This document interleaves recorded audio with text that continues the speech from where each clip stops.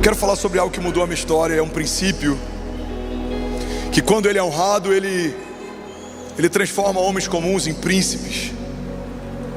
Ele transforma homens improváveis em líderes da sua geração. Mas esse mesmo princípio, quando ele é negligenciado, ele faz com que homens que nasceram para escrever uma história com Deus terminem a sua jornada se tornando um homem comum.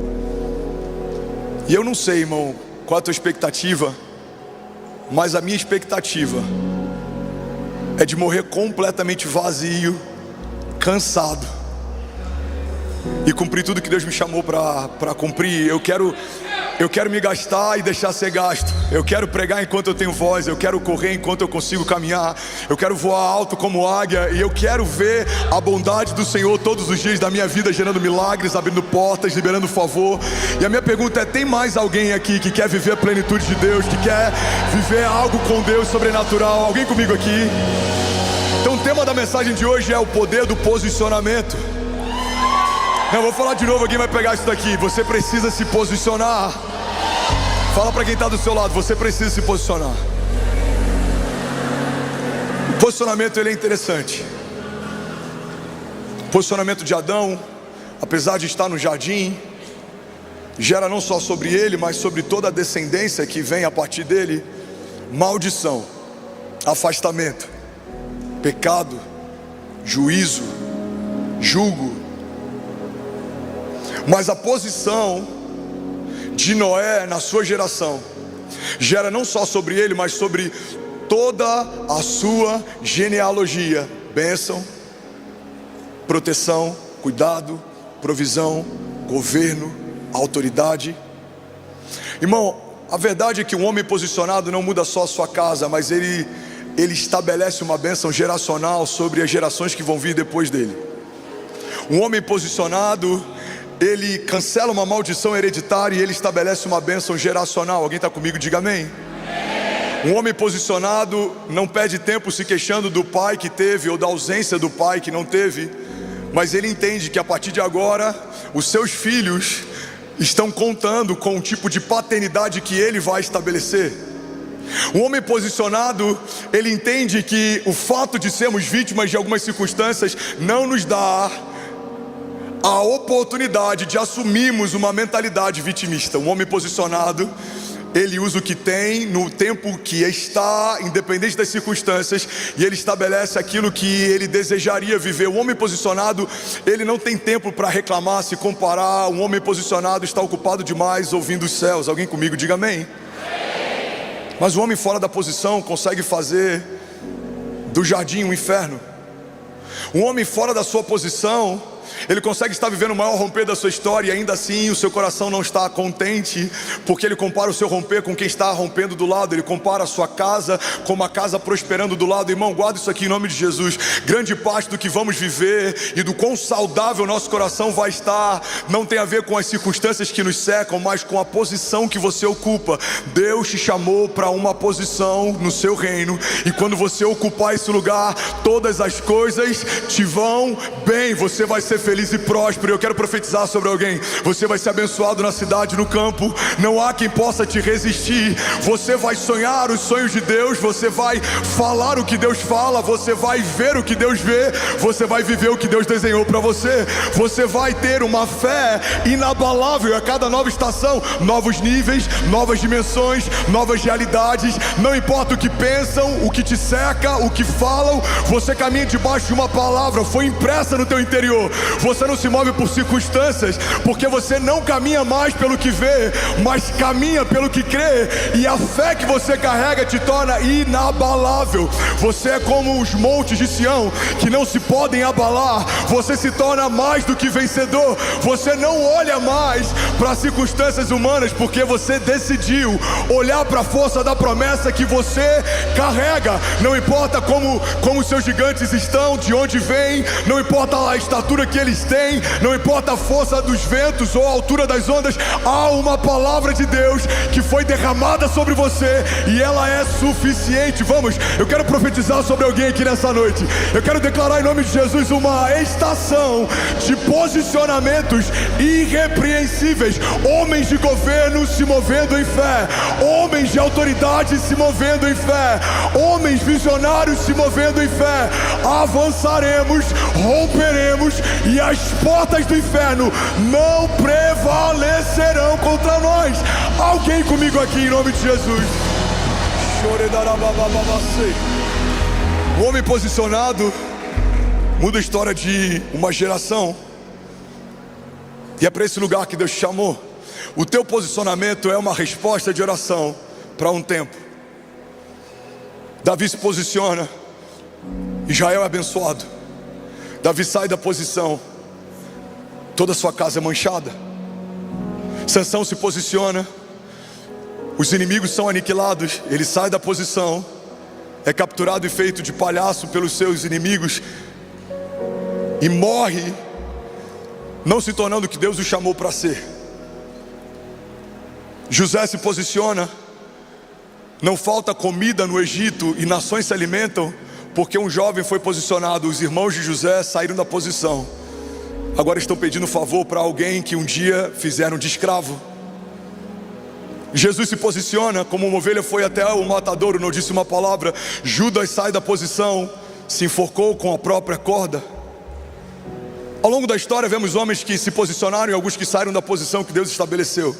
Ao longo da história vemos que homens comuns podem se tornar extraordinários se eles forem completamente dependentes do extraordinário de Deus. Mas ao longo da história também vimos homens extraordinários que tiveram um final triste e ordinário porque em algum momento pararam de caminhar debaixo da nuvem da direção de Deus. Irmão, eu vim aqui te lembrar que muitos na minha geração, com mais conhecimento, unção, com um histórico familiar ou de uma linhagem sacerdotal, poderiam estar vivendo o que eu estou vivendo, mas em algum momento da história saíram da posição. E é por isso que Deus pega alguém que até 20 anos atrás nem sabia quem Deus era, alguém improvável, alguém simples, alguém que não é culto, alguém que não é erudito, alguém que não vem de uma linhagem rica, alguém que não vem de ministério, alguém que não tem um sobrenome conhecido, mas Deus pega alguém que não é nada e Ele estabelece, porque a tua posição libera o teu destino, a tua posição afeta a tua casa.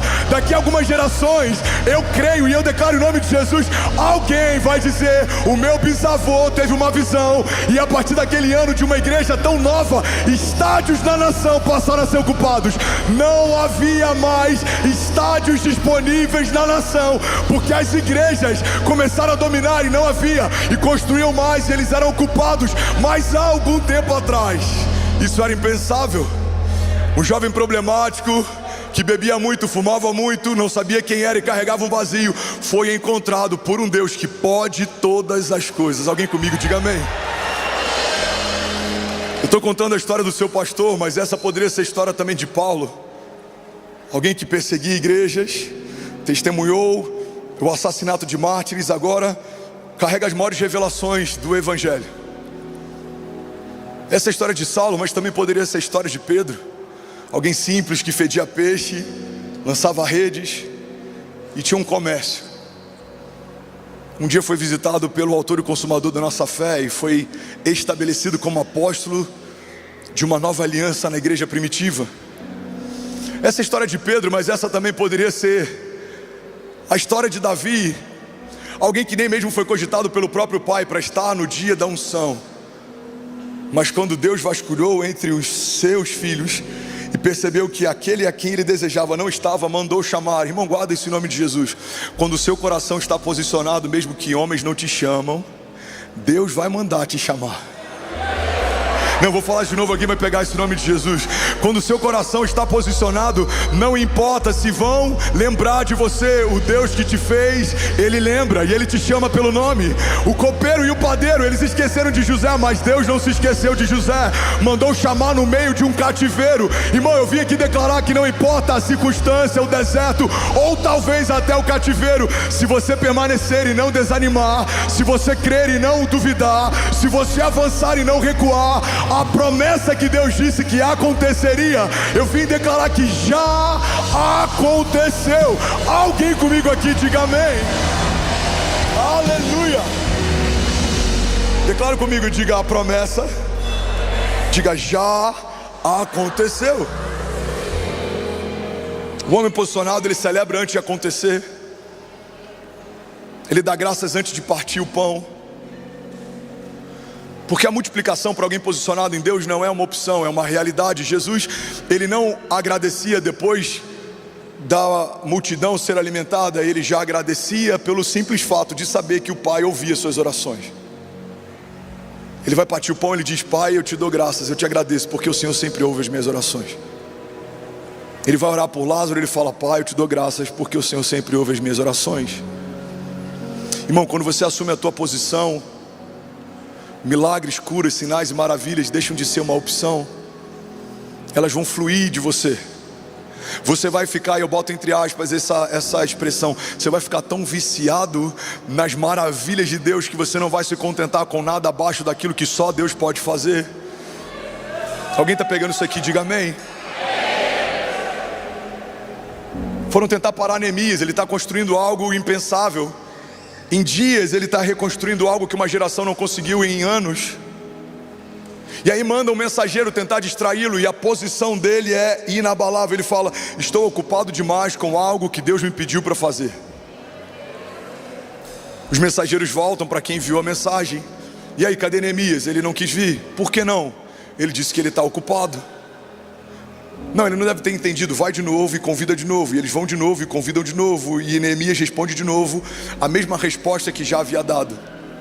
Um homem posicionado não dá acesso a quem não dá destino. Um homem posicionado está tão ocupado com aquilo que está construindo, que não tem tempo para ouvir a opinião de quem nunca construiu nada. Irmão, guarda isso em nome de Jesus. Não receba críticas construtivas de quem nunca construiu nada. O homem posicionado, ele precisa selecionar muito bem as vozes que acessam o teu interior, porque uma voz de conselho pode te tirar da posição. Se Jesus tivesse ouvido o conselho de Pedro, ele teria fugido da cruz. Ele acaba de dizer para os discípulos: olha, é necessário, eu vou ser entregue, eu vou ser traído, eu vou ser morto. E aí Pedro fala: não, mestre, de forma alguma, a gente não vai permitir que isso aconteça. A resposta de Jesus é: para trás de mim, Satanás. A cruz não é um acaso, eu vim para ela. Esse é o plano do meu Pai. Eu sou o Cordeiro estabelecido desde antes da fundação. Antes do pecado manchar a criação, o meu sangue já estava reservado para cobri-los, para lavá-los. Então quando Pedro tenta proteger com zelo, na verdade Pedro está propondo algo que abortaria a redenção. Guarda isso aqui em nome de Jesus, irmão. Pedro, por zelo, está defendendo o engano. Um homem posicionado, ele não cede às pressões da terra, porque ele já viu algo nos céus. Um homem posicionado não depende de circunstâncias da terra, porque ele depende completamente daquilo que vem dos céus. Um homem posicionado deixou de ser um homem natural há muito tempo. Você não se move mais pelo que vê, você se move pelo que viu. Deus te mostrou algo, Deus te prometeu algo, Deus soprou no teu coração algo. E é com esses homens que eu quero falar nessa noite. Alguém está comigo? Diga amém. É sobre isso que eu quero pregar. Você está comigo? Posso começar? Primeiro princípio sobre posicionamento: saber que carrega uma promessa não é uma garantia de que algo vai mudar a tua história. Cada pessoa sentada em cada cadeira desse auditório carrega uma promessa de Deus. Mas o fato de você saber que carrega uma não significa que ela vai ser ativada. O que ativa uma promessa e o que libera um destino não é a quantidade de vezes que eu vi a promessa que Deus me fez, mas é o quão posicionado eu estou para que ela se cumpra. Tem gente que já ouviu várias vezes de Deus promessas, e você se contenta só pelo fato de saber que carrega uma. Irmão, olha para mim, guarda isso em nome de Jesus. Você carregar uma promessa não te diferencia em nada de Judas, ou de Saul, ou de Sansão. Todos carregavam promessas, mas o que vai te tirar de um lugar de alguém que carrega uma promessa, para te transportar para um lugar de alguém que está vivendo uma promessa, é o teu posicionamento. A Bíblia diz: clama a mim e responder-te-ei e anunciar-te-ei coisas grandes e insondáveis que não sabes.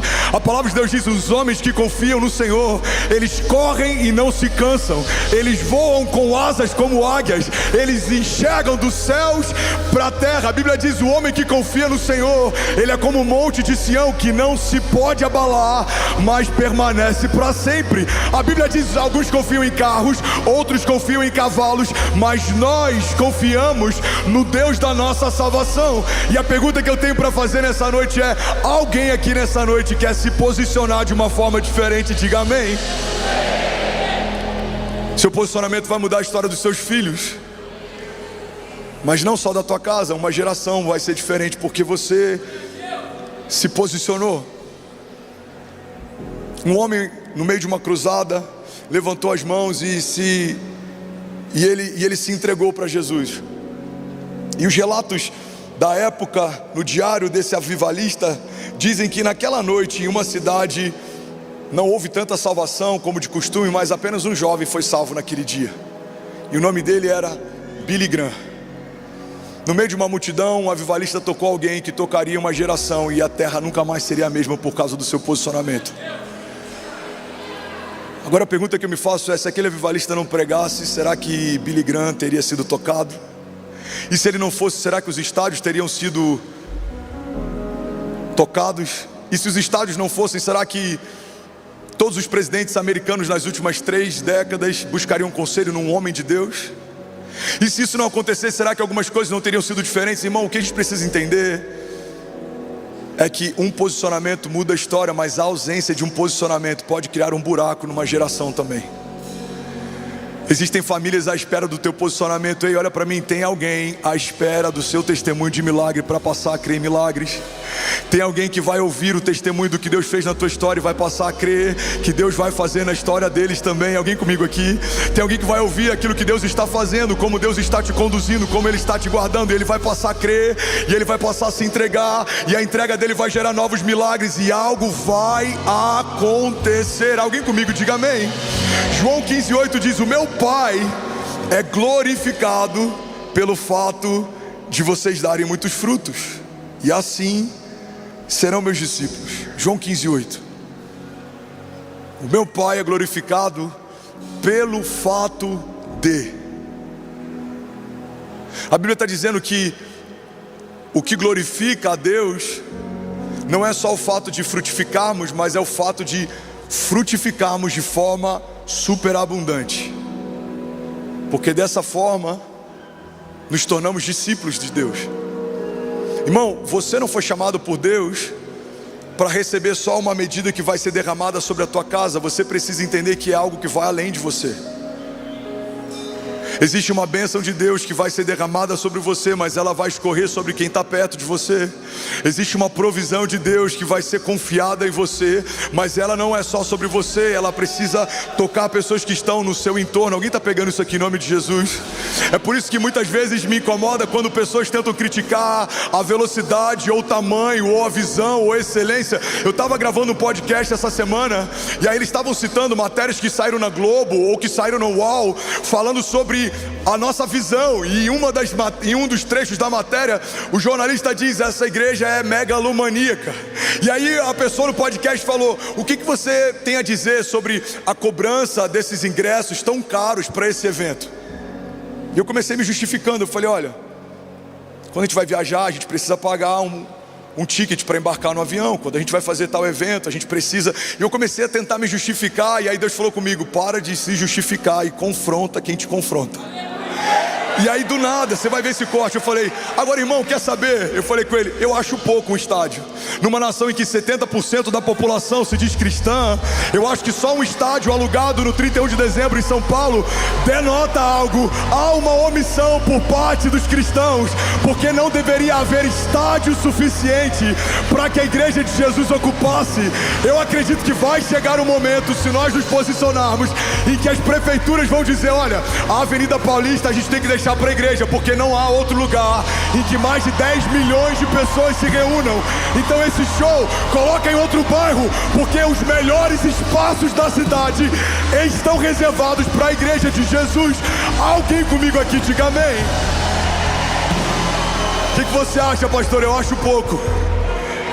Eu acho que a gente ainda não entendeu. Eu acho que tem gente achando que ainda é sobre um evento, é sobre uma ocupação, é sobre uma mensagem. Irmão, você já parou para pensar que há uma possibilidade de no dia 31 de dezembro, nem que seja por 1 minuto, um culto cristão passar o Ibope da Globo numa transmissão de virada de ano? Você já parou para pensar? Vamos pensar um pouco junto aqui. Que se isso acontecer, outras emissoras podem falar: não, peraí, talvez não seja uma má ideia dar espaço para a igreja no nosso canal. Você viu o que aconteceu dia 31 de dezembro? Já tem outros clubes que entraram em contato comigo. O diretor de um clube falou: Pastor André, o nosso clube está à disposição caso a igreja queira fazer algo. A gente precisou de muito esforço para entrar, mas eu creio que em algum momento eles vão dizer: entrem, porque nós entendemos que não há nada mais poderoso do que a igreja de Jesus posicionada. Alguém comigo aqui, diga amém. Aleluia. Mas o que fere a igreja? A própria igreja. Tem mais soldados mortos em combate por fogo amigo do que por fogo dos nossos inimigos. Aí um dos pastores, eu nem ia falar sobre isso, mas eu senti de falar e eu vou compartilhar, eu estou em casa. Amém? Quem fala o que quer, ouve o que precisa ouvir. Aí citaram: pastor fulano de tal, da comunidade tal, diz que tudo isso é sobre lucro, a igreja se tornou um comércio. Pastor, o que você pensa sobre? Primeiro, eu não sei quem ele é. Talvez se ele começar a fazer algo relevante a ponto da gente ouvir falar sobre, eu saberia, mas provavelmente ele tem muito tempo criticando quem está construindo algo muito grande, e por isso a gente não sabe ainda quem ele é. Mas uma coisa eu sei, quem não está construindo sempre tem uma opinião sobre a construção de quem está. Quem não está visionando sempre tem uma opinião sobre quem está. Quem não está avançando sempre tem uma opinião sobre quem está. Mas estamos posicionados como Neemias. Estamos ocupados demais, fazendo o que Deus nos chamou para fazer. Não dá tempo para sair da obra. Deus está nos chamando para uma coisa nova. Alguém comigo, diga amém. Aí eu chamei o time e falei: time, me passa por favor qual que é o valor que custa esse evento por pessoa. Você sabe quanto custa por pessoa esse evento? Você quer saber? Cada pessoa nesse evento custa pra gente R$400. Então se você está pagando 100, tem alguma cadeira que custa muito mais, pagando para você estar. E você pode estar usufruindo desse espaço, criticando: eu acho um absurdo ter um assento mais caro. Pois é, você está sentado no seu, porque alguém está pagando dele o seu. Você está comigo? Eu acho um absurdo a igreja cobrar, eu também, mas eu também acho um absurdo o Allianz cobrar, a companhia de energia cobrar, o gerador cobrar. A igreja não é sobre quanto custa para ocuparmos, é sobre porque ainda não temos um estádio. Porque quando igrejas estiverem em estádios, não precisaremos cobrar para usar algo que já é nosso. Alguém comigo aqui, diga amém. Você já viu em 2 anos e meio que eu pastorei essa igreja algum evento nosso bilhetado? Por quê? Porque é a nossa igreja. Deus nos confiou, a gente está construindo. É o seu dízimo que sustenta o orfanato que a gente ajuda no Haiti. É o seu dízimo que ajuda a pagar o boleto do LED que você está ouvindo a mensagem. É o seu dízimo que banca o ar-condicionado do Kids. E também é o seu dízimo e a sua oferta que sustenta a ação social. O que estamos fazendo juntos. Não há uma família que banca a igreja, são as famílias da igreja que estão pagando a conta. Agora imagina se em algum momento tivermos um ginásio, ou arrendarmos um estádio, Eu preferia chegar numa matéria como essa e falar: pastor, por que é de graça? Então, é porque arrendamos o estádio, a gente não tem por que cobrar algo que já é nosso. Você está comigo? Se um clube de futebol, irmão, consegue acessar esse lugar, a igreja de Jesus precisaria pensar o porquê não estamos acessando ainda. Se torcidas organizadas conseguem se mobilizar para cobrir a nudez de um clube em dívida, precisamos entender por que a gente, ao invés de cobrir a nudez da igreja, ainda prefere ficar descobrindo e apontando. É esse posicionamento que tem feito a igreja, que é o organismo mais poderoso da face da terra, que compõe 70% da população brasileira, ter saído do lugar que ocupava e agora está pedindo favor em lugares que deveria estar estabelecendo o governo. Você quer um exemplo?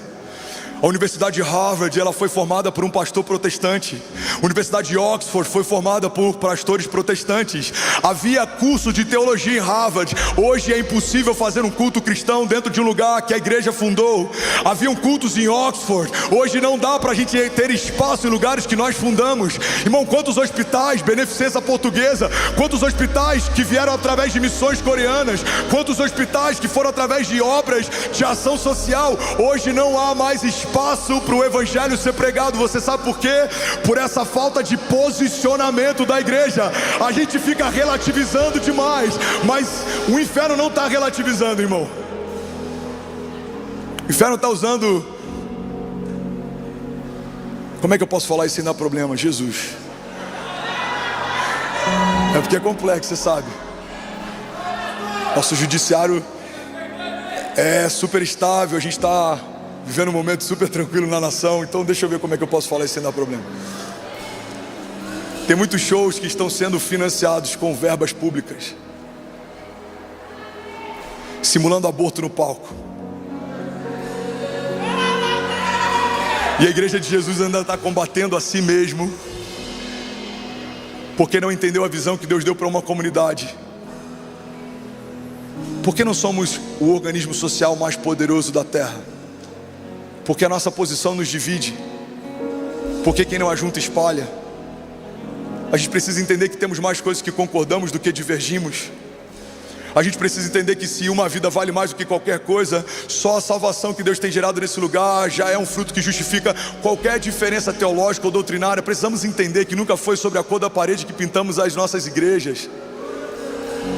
Precisamos entender que nunca foi sobre o tipo de roupa que a gente veste enquanto prega. Eu falei sobre isso um tempo atrás, mas eu preciso falar de novo. Quantas pessoas ficam afrontadas quando eu prego de boné? Nunca foi sobre o boné que eu uso, mas é sobre a esposa que eu tenho, o casamento que eu tenho, o governo da minha casa. É sobre um púlpito puro. Igreja não é sobre a cor das paredes. Uma parede branca não torna uma igreja santa. Uma parede preta não torna uma igreja mundana. Esse é o nosso desafio. Somos modernos, mas não somos mundanos. Alguém está comigo? Diga amém. Tá tudo bem, tá tudo bem o UOL bater. Tá tudo bem a Globo bater. Mas não dá para a igreja bater na igreja. Faz sentido? Não dá. Não dá para você estar aqui recebendo tanto da visão, em um momento, porque você divergiu da visão, você fala: não, isso eu não vou colaborar, eu não vou participar. Você ainda não entendeu que não é sobre você, é sobre nós. Tudo que Deus faz a partir da igreja, Ele faz no plural, desde Gênesis. Façamos o homem a nossa imagem e semelhança. Até o Pai não abriu mão de fazer em conjunto, o Pai, o Filho e o Espírito Santo, desde o princípio, fazendo todas as coisas. O que vai mudar essa geração? O meu posicionamento? Não, o nosso. É eu falar de Jesus no culto, você falar de Jesus em casa, o seu filho falar de Jesus na escola, o seu gerente falar de Jesus para os funcionários. Precisamos ocupar os lugares que perdemos, igreja. Precisamos reocupar os lugares que são nossos por direito. E eu não estou falando sobre religião, eu estou falando sobre posicionamento. A palavra de Deus nos garante que a igreja vai avançar e as portas do inferno não prevalecerão contra nós. Alguém comigo aqui, diga amém. Aleluia. Você tem que se posicionar. Fala para quem está do seu lado, você precisa se posicionar. Posso abrir meu coração aqui hoje? Estou quebrando todos os protocolos. Você sabe por que a gente tem que cobrar ingresso? Porque os milionários, ainda não entenderam que essa conta poderia ser deles. E eu vou deixar um desafio aqui. Sabe qual é o custo desse evento? 12 a 15 milhões de reais. E o que está no meu coração para o ano que vem é: se alguns homens de governo se posicionarem, a gente poderia abrir 2 estádios sem que ninguém pagasse nada e convidar as igrejas para participar. Alguém está comigo? Me ajuda na conta aí. 100 mil reais, quantos empresários precisariam ajudar para fazer 15 milhões? 150? Você sabe o que é isso? Não é nada. Você sabe por que o estádio não está com portas abertas, a gente falando vem quem quiser? Você sabe por que a gente não está enviando ônibus para congregações pequenas e lugares simples? Você sabe por que a gente não está alugando mais 1 ou 2 estádios para fazer simultaneamente e falar: São Paulo, estamos aqui para derramar sobre a cidade. Não viemos pedir, viemos derramar. Você quer participar? Seja bem-vindo. É a sua igreja, a igreja de Jesus. Você sabe por quê? Porque a gente ainda não entendeu a nossa posição no reino. Eu falei sobre isso 2 anos e meio atrás. Deus me trouxe para fazer Cruzadas de Milagres. Eu abri uma tour, vendemos 10 mil passaportes em uma semana. Eu não tinha nada, do nada eu tenho 800 mil na minha conta. Você sabe o que eu fiz? Eu derramei. 30 e poucos anos fiz a minha primeira oferta de quase R$1 milhão. Eu estou no Geonesse Arena, 18 mil pessoas, uma arena olímpica lotada, 5 mil do lado de fora, não cabia mais ninguém. Gente sendo curada, muleta levantando, gente sendo tocada. Você já ouviu aquela música do Marcelo Marques? Eu tenho você, eu vaguei o mundo afora, gravada ao vivo na Cruzada Incendiário. Sabe quanto é que custou aquele evento? Para quem foi, não custou nada. Porque Deus levantou pessoas. Eu só fiz uma live e pessoas de norte, sul, leste, oeste, outros estados começaram a financiar Cruzadas de Milagres. Irmão, teve gente sendo curada, teve gente sendo tocada. Até hoje eu recebo testemunhos. Eu lembro que quando eu entrei no palco, eu olhei aquele mover, eu falei: Deus, obrigado por ter condições de alguma forma prover uma mesa como essa. Eu experimentei nas Cruzadas de Milagres esse princípio que de fato melhor é dar do que receber. E eu quero lançar esse desafio. Se faz sentido para você, me procure em algum momento e vamos sonhar isso junto. Eu imagino que em algum momento a gente pode alugar o Itaquerão, o Morumbi, o Allianz, fazer uma virada de ano gratuita, aberta para a igreja. Alguém comigo aqui? Eu consigo imaginar um fenômeno acontecendo, um fenômeno social. Eu consigo imaginar a prefeitura tendo que mudar toda a questão de urbanismo, tendo que mudar toda a questão de trânsito. Por quê? Porque a igreja ocupou 4 estádios, nunca se viu algo como esse. E eu não estou falando sobre um movimento, não. Eu estou falando sobre a igreja de Jesus tocando momentos que são decisivos na história. Irmão, não é qualquer dia. Estamos acessando um novo ano, profetizando sobre 2025. Estamos celebrando o que passou e trazendo à existência o que vamos viver. 2025 pelos olhos da fé já é o melhor ano das nossas vidas, em nome de Jesus. Alguém crê nisso? Diga amém. Aleluia, aleluia. Eu pedi para o meu time algo que começou a queimar no meu coração essa semana. Falei: mapeia todos os orfanatos de São Paulo, e todos que quiserem participar, a gente vai mandar um ônibus e vai trazer os órfãos, e eles vão ser abraçados, e eles vão passar uma virada de ano que eles nunca vão esquecer. Você consegue imaginar? Produção, eu não lembro quantos órfãos a gente mapeou que tem em São Paulo. Eu não lembro se são 5 mil ou 2 mil e... 9 mil crianças órfãos na cidade de São Paulo. Essa é a igreja posicionada. Essa é a igreja posicionada. Você vai estar com seu filho celebrando, mas alguém que não tem o pai vai estar no mesmo lugar que o seu filho está. Por quê? Porque a tua paternidade escorre. Uau, a tua paternidade se estende, porque não é só sobre a sua casa, não é só sobre você. Deus está confiando algo a você que vai escorrer de você, vai além de você. Os seus filhos serão abençoados, os filhos dos seus filhos, e aqueles que caminham ao teu lado, porque Deus te estabeleceu. Você se tornou uma fonte de favor. Você emprestará às nações, mas não pedirá emprestado.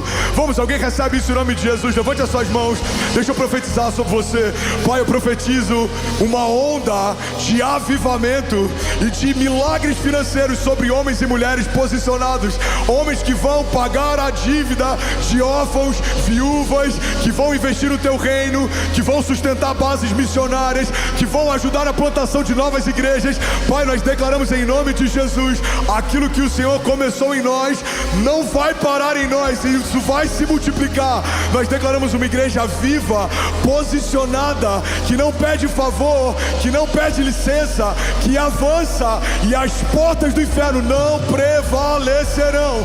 Nós declaramos sobre as ruas de São Paulo e sobre os céus do Brasil uma onda de avivamento sem precedentes na história. Que se abram os estádios, que se abram as portas, que se abram as avenidas, que se abra o mar para a igreja de Jesus passar. Avançaremos em fé, romperemos em fé, e não há quem possa nos resistir. Essa é a nossa oração, Pai. Essa é a nossa declaração de fé, e nós já te agradecemos em nome de Jesus. Se você crê nisso, diga amém. Você pode celebrar Jesus no seu lugar. Vamos, igreja, se for para Ele, a gente pode fazer melhor. Exalte a Ele, exalte a Ele.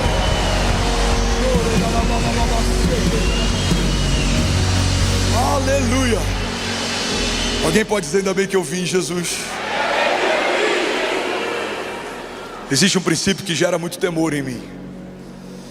O entendimento de que se Deus não puder contar comigo, Ele usará outro para fazer história. Eu já falei sobre isso algum tempo atrás. Eu lembro de uma visão que eu tive. Eu via Deus chamando famílias como se fosse um alistamento, eram filas. Eu estava ansioso para que Ele chamasse o meu nome, e Ele chamou família Fernandes. E eu olhei para trás, estava a Kezinha e os nossos filhos, e aquilo me deu uma paz. É como se Deus falasse: filho, se eu voltasse hoje, toda a sua família estava alistada. Servo bom e fiel. Irmão, no final da nossa história é sobre isso, porque a nossa vida é efervescente. A nossa vida é efervescente. Você pode ter uma fortuna, mas por mais que ela seja extraordinária, ela dura algumas décadas. Isso é muito pouco para quem foi gerado na eternidade. Você pode ter dons e talentos, mas se você usa só para o seu ofício, isso é muito pouco comparado àquilo que Deus confiou a você. Deus te chamou para algo que vai além de você. Deus te chamou para algo que vai além de uma geografia. Deus te chamou para ser resposta de oração para um tempo. Deus te chamou para que você seja fonte de recursos para quem precisa. Alguém está comigo? Diga amém. Deus te chamou para suprir necessidades. Deus te chamou para socorrer quem precisa. Eu não sei você, mas eu já precisei, e é tão maravilhoso você ver o cuidado de Deus quando, sem pedir, alguém te socorre. Eu já recebi ajuda. Eu lembro de Kezinha grávida e envelopes de R$100 na caixa de correio para eu poder fazer compra. Irmão, que bálsamo que era R$100 no meio de uma conta vazia, uma despensa com poucas coisas.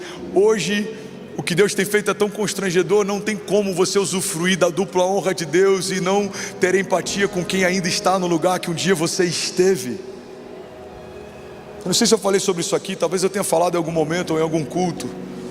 Eu estava pregando em Orlando uns 4 anos atrás, e eu estava falando sobre como as cicatrizes geram empatia. Uma das coisas mais poderosas que a gente vive quando vence um deserto é o fato da gente saber o que outros estão passando, porque a gente um dia já passou por aquilo. Alguém já passou por algum deserto que você foi marcado e você não consegue ser insensível quando vê alguém passando pelo que você passou? Eu estava pregando sobre isso e eu falei, e eu dei meu testemunho quando a gente foi despejado. Eu perguntei: tem alguém aqui que tem a possibilidade de ser despejado? Se tem alguém, levanta a mão. E aí uma pessoa levantou a mão na primeira fileira, e era alguém do meu staff. Eu lembro que eu olhei para ele e falei: filhão, você? Por que você não me falou, cara? E aí eu falei: tem alguém nesse auditório que paga a conta dele? Alguém disponível? Aí uma pessoa levantou a mão lá no fundo. Eu falei: você pode pagar o aluguel dele? Ele nem perguntou quanto que era. Falou: posso. Eu falei: então vem correndo, dá um abraço nele. Os dois se abraçaram e começaram a chorar. E aí eu fiz uma pergunta. Eu chamei ele e falei: qual que é o seu nome? Aí ele falou o nome. Eu falei: você já foi despejado alguma vez? Aí ele começou a chorar. Já. Falei, sabe por que você está cobrindo a dor dele? Porque você já sentiu essa dor, você sabe como dói. E é por isso que Deus te tirou desse lugar, porque você está posicionado para ser resposta para pessoas e lugares que um dia você estava, mas Deus te tirou, você não está mais lá. Pega isso aqui em nome de Jesus, irmão. Hoje aconteceu algo interessante, posso compartilhar? Quando a gente veio para o Brasil para fazer cruzadas de milagres, a gente veio com roupas para ficar 15 dias. E quando Deus disse que era para a gente ficar aqui em Alphaville, a Céci nunca mais voltou na nossa casa para desfazer o quarto dela. A Kezinha nunca mais voltou na nossa casa para desfazer a nossa casa. A gente literalmente foi arrancado de um lugar e transportado para outro. E eu lembro que a Céci, por 3 anos e pouco, os nossos móveis eram todos doados. A gente chegou em Orlando e a gente recebeu doações, imóveis e no último ano a gente começou a conseguir comprar algumas coisas. A gente foi na IKEA, a gente foi na West Elm, a gente começou a montar a casa. E a Céci estava toda feliz, ela queria um quarto, se eu não me engano era borrô, o estilo que ela queria. E aí estava todo decoradinho e ela estava toda feliz com o quarto. Ela montou aquele quarto, mas ela nunca foi para desmontar.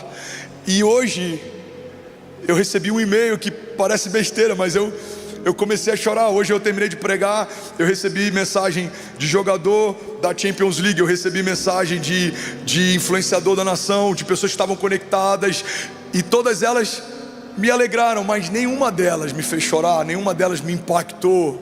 Mas um e-mail me fez chorar igual criança na minha sala. Chegou um e-mail dizendo que a TV que eu comprei para o novo quarto da Céci está chegando. E eu comecei a chorar, porque eu falei, Deus, eu estou podendo remontar um quarto que um dia minha filha perdeu. Eu estou podendo restituir aquilo que um dia a gente perdeu. E a glória da segunda casa é tão mais poderosa do que a da primeira. Aquilo que o Senhor opera no lugar da vergonha é tão mais poderoso do que aquilo que a gente enfrentou no passado. Irmão, guarda isso aqui em nome de Jesus. Você pode estar no lugar que está, ter o status que tiver, a posição que for, mas não tem nada mais glorioso do que ver Deus operando na tua casa, a glória da dupla honra dele. Deixa eu profetizar isso sobre alguém em nome de Jesus.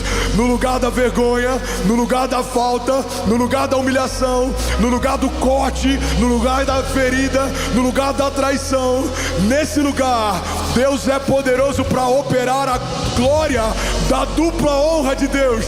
Deus vai restituir aquilo que foi roubado sobre homens, famílias posicionadas em Deus.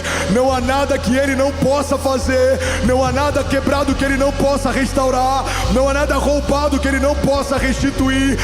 Agindo Deus em nosso favor, quem impedirá o seu agir? Nós cremos e nós declaramos que se Deus é por nós, quem será contra nós? Se você crê nisso, irmão, você pode dar um brado de liberdade no seu lugar. Aleluia. Vamos, tem alguém pronto para viver a glória da dupla honra de Deus aqui nessa noite? Você pode exaltar Jesus nessa noite. Jesus. Aleluia. É legal tocar jogadores do Real Madrid, Barcelona, é legal. Legal falar com comunicadores da minha geração, é legal. Mas comprar uma TV de volta para o quarto da Céci, mas poder fazer compra sem ter que ficar orando por um milagre na hora de passar pelo caixa. Irmão, a gente já viveu alguns milagres construindo igreja em Miami que você não tem noção. Eu vou te falar com muito temor e diante de Jesus. Eu lembro de um dia que a gente foi comprar material para a reforma da igreja. Não tinha o valor suficiente, a gente colocou um monte de moeda no caixa e a conta foi paga. Eu até hoje não sei dizer como. Tava eu e o meu auxiliar, o Leandro. A gente foi na Home Depot e aí deu, sei lá, vou dar um exemplo, $350. Tinha $100 e o resto tudo em moeda. Mano, o que a gente faz? Eu falei, vamos colocar as moedas aí, vamos ver o que vai dar. A gente jogou as moedas e daqui a pouco falou, pago. E a gente olhou um para o outro e falou, cara, Jesus pagou essa conta, porque a gente não tinha como pagar. Mas o que move o sobrenatural? Um posicionamento na terra libera o favor dos céus. Um posicionamento numa casa libera o favor de Deus sobre uma geração. Alguém crê nisso aqui? Diga amém.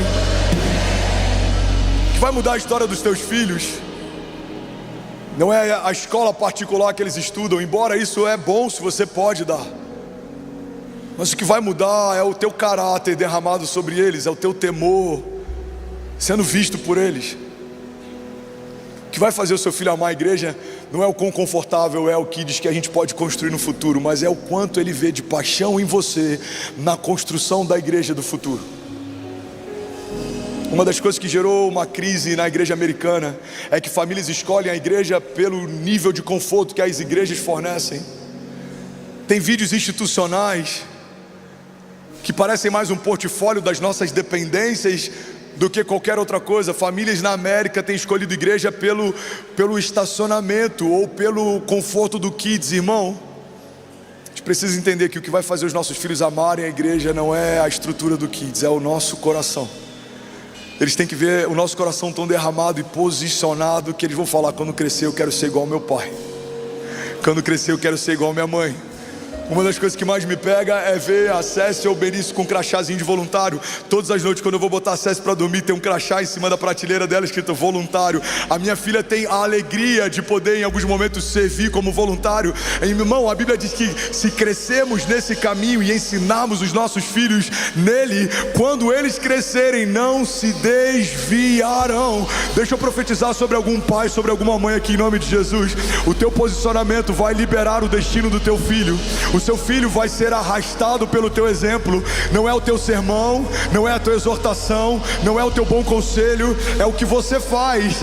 Quando você acha que ele não vê, ele vai se inspirar em você e ele vai ser maior do que você. Ele vai tocar nações que você não tocou, ele vai chegar em níveis de fé que você não chegou. Os seus filhos, em nome de Jesus, serão poderosos na terra, serão poderosos na terra, serão tementes ao Senhor, caminharão debaixo da bênção de Deus, serão dependentes em tempo e fora de tempo, serão como uma árvore plantada junto ao ribeiro das águas, que até em tempos de seca permanecem frutificando, darão um fruto certo no tempo certo. Eles terão a sua esposa ou seu marido assentado como uma videira frutífera na mesa, e os seus filhos como brotos de oliveira ao redor dela. Assim será a sua descendência, caminhará sem ter vergonha ou mancha ou mácula, serão gloriosos em nome de Jesus. A glória de Deus estará sobre a face deles. Aonde eles entrarem, algo diferente vai acontecer, não porque eles tiveram só uma boa criação, mas porque eles carregam o mesmo poder que ressuscitou Jesus dos mortos. Eles caminharão em milagres, eles se moverão em milagres, eles dependerão de milagres, eles se tornarão milagre. E o testemunho dos seus filhos vai edificar o testemunho dos seus netos, e os filhos dos seus filhos, e os filhos dos filhos dos seus filhos, até a 1000ª geração, caminharão debaixo da bênção de Deus, porque em 2024 você decidiu se posicionar, e a tua posição é como uma semente no reino de Deus. Ela sai do seu bolso, da sua mão, mas não sai da tua história. Cada lágrima é uma semente, cada tempo servindo ao Senhor é uma semente. Tudo que você tem derramado no reino de Deus será colhido pelas gerações que virão depois de você. Daqui a algumas décadas não estaremos mais aqui, mas os nossos filhos colherão os frutos que estão sendo semeados nesses dias. Eu declaro em nome de Jesus, homens poderosos na terra, que governam bem. As nossas filhas serão mulheres sábias, que não destroem o lar com a própria mão, mas têm sabedoria de Deus. Você e a tua casa permanecerão de pé, não serão abalados, e as portas do inferno não prevalecerão. Se alguém crê nisso aqui, irmão, você pode fazer barulho no seu lugar.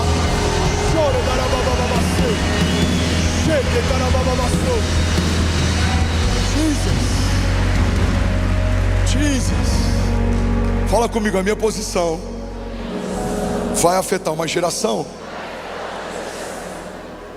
Tiago diz assim, 2:26: assim como o corpo sem espírito está morto, também a fé sem obras está morta. Você precisa ter frutos. Você foi chamado para frutificar. Mulher, olha para mim, você foi chamada para frutificar. Homem, olha para mim, você foi chamado para frutificar. Você tem um chamado, você tem um ministério, você tem uma vocação, você tem uma voz, você tem uma posição. Deus não te chamou para assistir. Você não foi gerado para ser um espectador. Você foi gerado para ser um avivalista. Você foi gerado para ser uma voz que clama no meio de uma geração perdida. Você foi chamado para dar destino. O teu conselho vai liberar a história de alguém.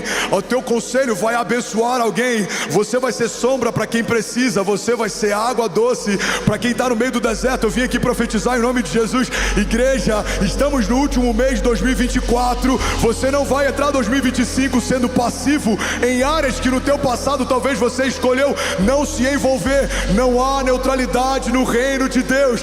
Deus está nos chamando para assumir uma posição, e a tua posição vai mudar a tua história, e a tua casa, e a tua família, e os teus filhos, e os filhos dos teus filhos, até a 1000ª geração. Alguém crê nisso aqui? Diga amém. E aí, tudo bom? Você acabou de assistir uma mensagem aqui do nosso canal. Eu tenho certeza que ela te edificou e que ela vai gerar algo novo em você. E a gente separou mais 2 vídeos. Eu quero deixar essas indicações aqui para você continuar queimando com Jesus. E eu quero muito te fazer um pedido também. Se essa mensagem te edificou, comenta aqui embaixo, segue o canal e me ajuda a compartilhar para que mais pessoas sejam tocadas também. Deus te abençoe.